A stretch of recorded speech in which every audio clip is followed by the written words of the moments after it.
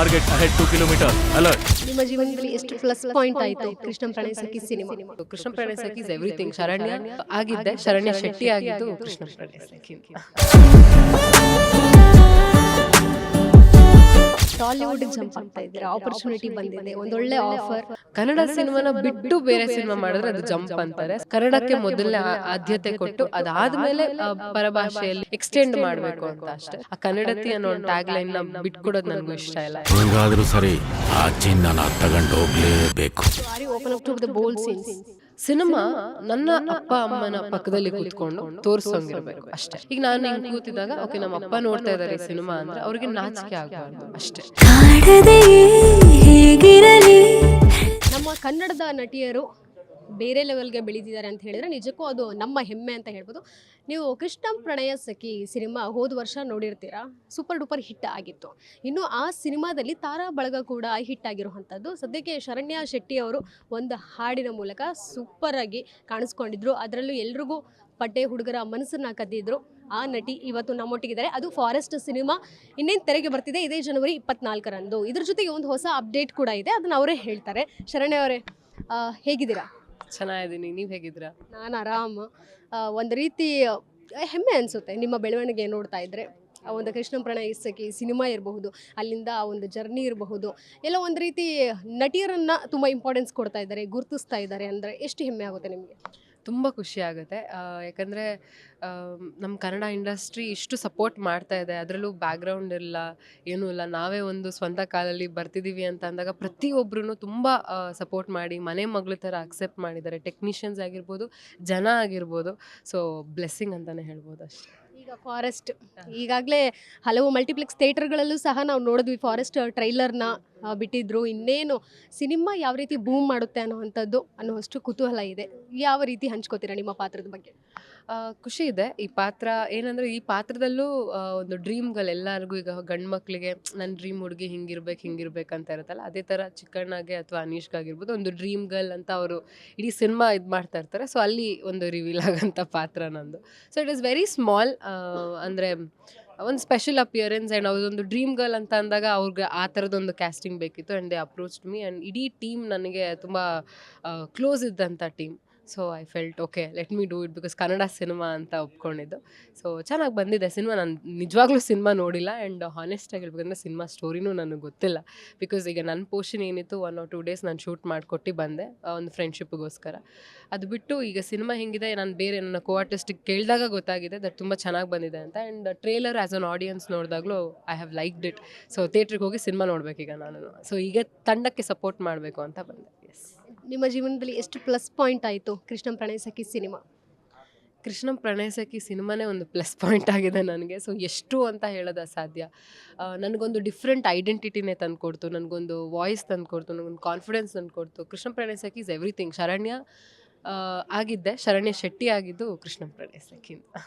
ಒಂದು ಅಪ್ಡೇಟ್ ಬಂತು, ಟಾಲಿವುಡ್ಗೆ ಜಂಪ್ ಆಗ್ತಾ ಇದ್ದೀರಾ, ಆಪರ್ಚುನಿಟಿ ಬಂದಿದೆ, ಒಂದೊಳ್ಳೆ ಆಫರ್, ಒಂದೊಳ್ಳೆ ಪ್ರಾಜೆಕ್ಟಲ್ಲಿ ಕೆಲಸ ಮಾಡ್ತಾ ಇದ್ದೀರಾ ಅಂತ ಹಂಚ್ಕೋಬೋದಾ? ಟಾಲಿವುಡ್ಡಲ್ಲಿ ಜಂಪ್ ಆಗ್ತಾ ಇಲ್ಲ, ಟಾಲಿವುಡ್ಡಲ್ಲಿ ಮಾಡ್ತಾ ಇದ್ದೀನಿ ಅಷ್ಟೇ. ಸ್ಯಾಂಡಲ್ವುಡ್ ಜೊತೆ ನಮ್ಮ ಕನ್ನಡ ಸಿನಿಮಾನ ಬಿಟ್ಟು ಬೇರೆ ಸಿನಿಮಾ ಮಾಡಿದ್ರೆ ಅದು ಜಂಪ್ ಅಂತಾರೆ. ಸೊ ಅದು ನಾನು ಜಂಪ್ ಅಂತ ನಾನು ಕರೆಸ್ಕೊಳ್ಳೋಕೆ ಇಷ್ಟಪಡಲ್ಲ. ಯಾಕಂದರೆ ಕನ್ನಡದ ಹುಡುಗಿಯಾಗಿ ಕನ್ನಡಕ್ಕೆ ಮೊದಲನೇ ಆದ್ಯತೆ ಕೊಟ್ಟು ಅದಾದಮೇಲೆ ಪರಭಾಷೆಯಲ್ಲಿ ನನ್ನ ಒಂದು ಏನಂತಾರೆ ಎಕ್ಸ್ಟೆಂಡ್ ಮಾಡಬೇಕು ಅಂತ ಅಷ್ಟೇ. ಸೊ ಬೇರೆ ಭಾಷೆಗಳಲ್ಲೂ ಮಾಡ್ತಿದ್ದೀನಿ, ಬಟ್ ಅದಕ್ಕಿಂತ ಹೆಚ್ಚಾಗಿ ಕನ್ನಡ ಸಿನಿಮಾಗಳು ಕೂಡ ಮಾಡ್ತಿದ್ದೀನಿ. ಸೊ ನೆಕ್ಸ್ಟ್ ಅಪ್ಡೇಟ್ ನಾನು ಕನ್ನಡ ಕೊಟ್ಟು ಆಮೇಲೆ ತೆಲುಗು ಕೊಡಬೇಕು ಅಂತ ಕಾಯ್ತಾ ಇದ್ದೀನಿ. ಯಾವತ್ತಿಗೂ ನೀವು ಸ್ಯಾಂಡಲ್ವುಡ್ ನಟಿ ಅಂತಲೇ ನಾವು ಮೆನ್ಷನ್ ಮಾಡ್ತೀವಿ. ಅಕಸ್ಮಾತ್ ಟಾಲಿವುಡ್ ಹೋದ್ರು, ನೆಕ್ಸ್ಟ್ ಫರ್ದರ್ ಏನಾದರೂ ನಿಮಗೆ ನೆಕ್ಸ್ಟ್ ಮಾಲಿವುಡ್ ಇರ್ಬೋದು, ಒಂದಷ್ಟು ಚಿತ್ರರಂಗದಲ್ಲಿ ಖಂಡಿತವಾಗ್ಲೂ ನಿಮಗೆ ಆಫರ್ಗಳು ಬರುತ್ತೆ. ಯಾಕಂತ ಹೇಳಿದರೆ ಆ ಕೆಪಬಿಲಿಟಿ ಖಂಡಿತವಾಗ್ಲೂ ಈಗಾಗಲೇ ಪ್ರೂವ್ ಮಾಡಿರೋವಂಥದ್ದು ನೀವು. Very all the best. ಆದರೆ ಯಾವ ಸಿನಿಮಾ ಹೇಗೆ ಬಂತು ಈ ಆಪರ್ಚುನಿಟಿ ನಿಮಗೆ? ನಾನು ಯಾವುದೇ ಸಿನಿಮಾ ಮಾಡ್ತಿದ್ರು ಅದು ಆಡಿಷನ್ ಥ್ರೂನೇ ಬರ್ತಾ ಇರೋದು. ಆ್ಯಂಡ್ ಈಗ ಕೃಷ್ಣಂ ಪ್ರಣಯ ಸಖಿ ಆಗಿರ್ಬೋದು, ಎಲ್ಲದಕ್ಕೂ ಆಡಿಷನ್ಸ್ ಕೊಟ್ಟು ಅದನ್ನು 3-4 ಲೆವೆಲ್ಸ್ ಏನಿರುತ್ತೆ, ಲುಕ್ ಟೆಸ್ಟ್ ಅದು ಇದು ಅದೆಲ್ಲ ಮಾಡಿನೇ ಆಗ್ತಾ ಇರೋಂಥದ್ದು. ಏನಂದರೆ ಆ ಟೀಮಿಂದ ಒಂದು ಲುಕ್ ಟೆಸ್ಟ್ ಎಲ್ಲ ಮಾಡಿರ್ತಾರೆ. ಸೊ ಆ ಲುಕ್ ಜೊತೆ ಅದನ್ನು ಹಂಚ್ಕೊಂಡ್ರೆ ಇನ್ನೂ ಚೆನ್ನಾಗಿರುತ್ತೆ ಅಂತ.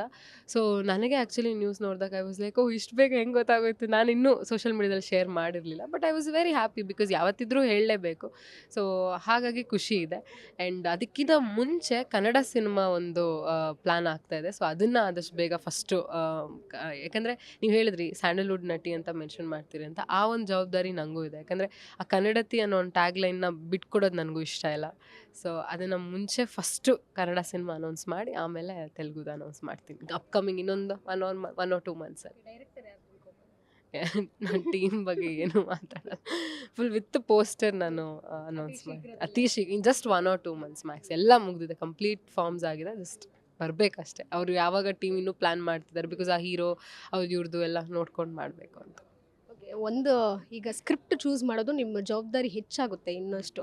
ಯಾಕಂತ ಹೇಳಿದ್ರೆ ಒಂದು ಸಿನಿಮಾ ಹಿಟ್ ಆಯ್ತು ಅಂದರೆ ಅದೇ ರೀತಿ ಎಕ್ಸ್ಪೆಕ್ಟ್ ಮಾಡ್ತಾ ಇರ್ತಾರೆ ಪ್ರತಿಯೊಬ್ಬರು. ಫಾರ್ ಎಕ್ಸಾಂಪಲ್ ನಾನಾದ್ರೂ ಅಷ್ಟೇ, ಶರಣ್ಯ ಅವರು ಈ ಸ್ಕ್ರಿಪ್ಟ್ ಇವಾಗ ಚೂಸ್ ಮಾಡಿದ್ದಾರೆ, ಈ ಸಿನಿಮಾ ಹಿಟ್ ಆಗಿದೆ ಅಂದರೆ ಇದೇ ರೀತಿ ಮಾಡ್ತಾ ಇರ್ತಾರೆ, ಹಿಟ್ ಸಿನಿಮಾಗಳನ್ನೇ ಕೊಡ್ತಾರೆ ಅನ್ನೋಂಥ ಎಕ್ಸ್ಪೆಕ್ಟೇಷನ್ ನಮ್ಗೆ ಖಂಡಿತವಾಗ್ಲೂ ಇರುತ್ತೆ. ಅದು ಯಾವ ರೀತಿ ನೀವು ಅದನ್ನು ಜವಾಬ್ದಾರಿ ಹೆಚ್ಚು ಮಾಡಿದೆ? ಸಿನಿಮಾ ಹಿಟ್ಟು ಫ್ಲಾಪ್ ಅನ್ನೋದು ಆ್ಯಕ್ಚುಲಿ ನಮಗೆ ಸ್ಟಾರ್ಟಿಂಗಲ್ಲಿ ಗೊತ್ತಾಗಲ್ಲ. ಬಿಕಾಸ್ ಈಗ ಒಂದು ಸ್ಟೋರಿ ಕೇಳಿರ್ತೀವಿ ನಾವು, ಸ್ಟೋರಿ ಅದನ್ನು ಯಾವ ಥರ ಮಾಡ್ತೀವಿ, ಅದನ್ನು ಹೆಂಗೆ ಪ್ಲೇಸ್ ಆಗುತ್ತೆ, ಅದೇನೋ ಸಿನಿಮಾ ಹಿಟ್ ಅನ್ನೋದು ಇಟ್ ಹ್ಯಾಪನ್ಸ್ ಅಂತಾರಲ್ಲ, ಅದಾಗಬೇಕು. ಸೊ ಬರೀ ಹಿಟ್ ಸಿನಿಮಾದಲ್ಲಿ ಮಾತ್ರ ನಟಿಸ್ಬೇಕು ಅಂತ ನಾನು ನೋಡ್ಕೊಂಡು ಹೋದರೆ ಆವಾಗ ಬಡ್ಜೆಟ್ ಅದು ಇದು ಸುಮಾರು ಬರುತ್ತೆ. ಸೊ ಆ್ಯಸ್ ಅ ನಟಿಯಾಗಿ ನನಗೇನೆಂದರೆ ಒಂದು ಸಿನಿಮಾ ನೋಡಿದ್ಮೇಲೆ ಅದು ಹಿಟ್ಟು ಫ್ಲಾಪು ಅದು ಸೆಕೆಂಡ್ರಿ, ಬಟ್ ನಾವು 100% ಅದಕ್ಕೆ ಎಫರ್ಟ್ಸ್ ಹಾಕಿರ್ತೀವಿ. ಆ ಎಫರ್ಟ್ಸ್ ಹಾಕಿದಾಗ ಜನ ಥಿಯೇಟ್ರಿಗೆ ನೋಡಿದಾಗ ಓ ಎಷ್ಟು ಚೆನ್ನಾಗಿ ಮಾಡಿದ್ದಾರೆ, ಎಂಥ ಒಳ್ಳೆ ನಟಿ ಅಂತ ಅನ್ಬೇಕು. ಇದು ನನ್ನ ಒಂದು ಗೋಲು. ಸೊ ಅಂದರೆ ನಂಬರ್ ಆಫ್ ಸಿನಿಮಾಸ್ ಹಿಟ್ ಜಾಸ್ತಿ ಆಗಬೇಕು, ಅದು ಡೆಫಿನೆಟ್ಲಿ ಆ ರೆಸ್ಪಾನ್ಸಿಬಿಲಿಟಿ ಇದೆ. ಬಟ್ ಅದಕ್ಕಿಂತ ಹೆಚ್ಚಾಗಿ ನನಗಿರೋದು ಆ್ಯಸ್ ಅ ಪಾತ್ರ ಅಂದರೆ ನಟಿಯಾಗಿ ನಾನು ಗುರ್ತಿಸ್ಕೋಬೇಕು. ಜನ ನನ್ನ ಆ ಪಾತ್ರ ನೋಡಿ ಇವಳಿಲ್ಲ ಅಂದರೆ ಇನ್ನೊಬ್ಳು ಇದನ್ನು ಮಾಡೋಕ್ಕಾಗ್ತಿರ್ಲಿಲ್ವೇನೋ ಅಥವಾ ಇರ್ರಿಪ್ಲೇಸಬಲ್ ಅಂತಾರಲ್ಲ, ಆ ಥರದೊಂದು ಪಾತ್ರಗಳಲ್ಲಿ ನಟಿಸ್ಬೇಕು, ಬೇರೆ ಬೇರೆ ಪಾತ್ರಗಳಲ್ಲಿ ಅಂತ ಆಸೆ.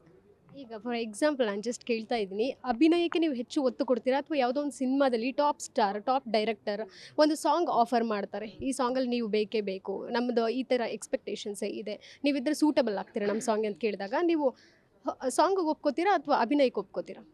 ಎರಡೂ ಮಾಡ್ತೀನಿ, ಯಾಕೆ ಮಾಡಬಾರ್ದು? ಎರಡರಲ್ಲಿ ಒಂದು ಈಗ ನನ್ಗೆ ಅದನ್ನು ಹೇಳಿದ್ದು, ನಾನು ಬ್ಯಾಲೆನ್ಸ್ ಮಾಡಬೇಕು.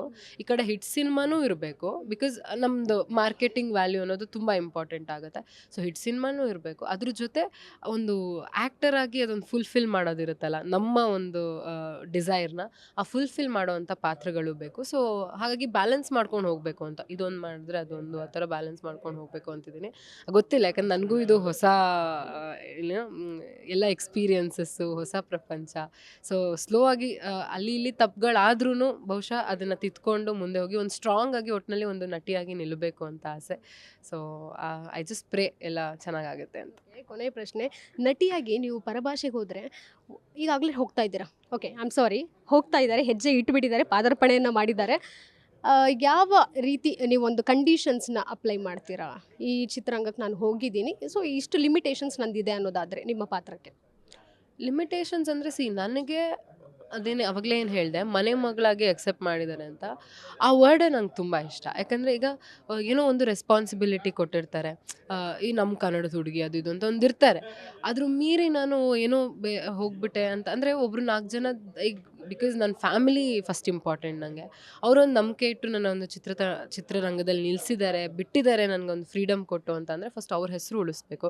ಆ ಮನೆ ಮಗಳು ಅಂತ ಅಂದಾಗ ಏನು ಈಗ ಎಲ್ಲರೂ ನೆಗೆಟಿವ್ ಕಮೆಂಟ್ಸ್ ಅದು ಇದು ಮಾಡ್ತಿರ್ತಾರೆ, ಬಟ್ ಒಂದು ಜೆನ್ಯೂನ್ ಆಗಿ ಒಬ್ರು ಹೇಳ್ತಾರೆ ಗೊತ್ತಾ, ಇದಿಷ್ಟು ಸಾಕು ಇದಿಷ್ಟು ಸಾಕು. ಒಂದು ಫ್ಯಾಮಿಲಿಗೆ ಒಂದು ಲಿಮಿಟೇಷನ್ಸ್ ಇರುತ್ತೆ, ಸೊ ಆ ಲಿಮಿಟೇಷನ್ಸಲ್ಲೇ ಮಾಡಬೇಕು ಅಂತ. ಬಿಕಾಸ್ ನನಗೆ ತುಂಬ ಫ್ರೀಯಾಗೂ ಡೆಫಿನೆಟ್ಲಿ ಒಂದು ಫ್ಯಾಮಿಲಿ ಮೀರಿ ಏನೂ ಇಲ್ಲ. ಸೊ ಆ ಫ್ಯಾಮಿಲಿಲಿ ಒಂದು ಏನು ಲಿಮಿಟೇಷನ್ಸ್ ಇದೆ ಅದ್ರ ಜೊತೆ ಸಿನಿಮಾ ಕೂಡ ಮಾಡ್ಕೊಂಡು ಹೋಗಬೇಕು ಅಂತ. So are you open up to the bold scenes? Not too bold, ಅದೇ ಒಂದು ಅಂದರೆ ಸಿನಿಮಾ ನನ್ನ ಅಪ್ಪ ಅಮ್ಮನ ಪಕ್ಕದಲ್ಲಿ ಕೂತ್ಕೊಂಡು ತೋರಿಸೋಂಗಿರಬೇಕು ಅಷ್ಟೇ. ಅದು ಯಾವ ಲಿಮಿಟ್ ಅನ್ನೋದು ನಮ್ಗೆ ಗೊತ್ತಿರುತ್ತೆ. ಈಗ ಆ್ಯಸ್ ಅ ಡಾಟರ್ ನಿಮ್ಗಾಗಿರ್ಬೋದು, ಈಗ ನಾನು ಹಿಂಗೆ ಕೂತಿದ್ದಾಗ ಓಕೆ ನಮ್ಮ ಅಪ್ಪ ನೋಡ್ತಾ ಇದ್ದಾರೆ ಈ ಸಿನಿಮಾ ಅಂದರೆ ಅವ್ರಿಗೆ ನಾಚಿಕೆ ಆಗಬಾರ್ದು ಅಷ್ಟೇ, ಅವ್ರಿಗೆ ಹೆಮ್ಮೆ ಆಗಬೇಕು, ಆ ಥರ ಪಾತ್ರಗಳನ್ನ ಮಾಡಬೇಕು. ವೆರಿ ಆಲ್ ದ ಬೆಸ್ಟ್ ನಿಮಗೆ. ನೀವು ಬೆಳೀತಾ ಇರೋದು ನನಗೆ ನಿಜಕ್ಕೂ ಖುಷಿ ಇದೆ. Thank you so much Sharanya. Ya, lots of love babe. ಇದಿಷ್ಟು ನಮ್ಮ ಸ್ಯಾಂಡಲ್ವುಡ್ ನಟಿ ಶರಣ್ಯ ಶೆಟ್ಟಿ ಅವರ ಮಾತಾಗಿತ್ತು. ಕ್ಯಾಮ್ರಾಮನ್ ಪಂಪಾಪತಿ ಜೊತೆ Keerthi Patil, Guarantee News, Bengaluru. Guarantee News, ಸುದ್ದಿ ಖಚಿತ, ನ್ಯಾಯ ನಿಶ್ಚಿತ.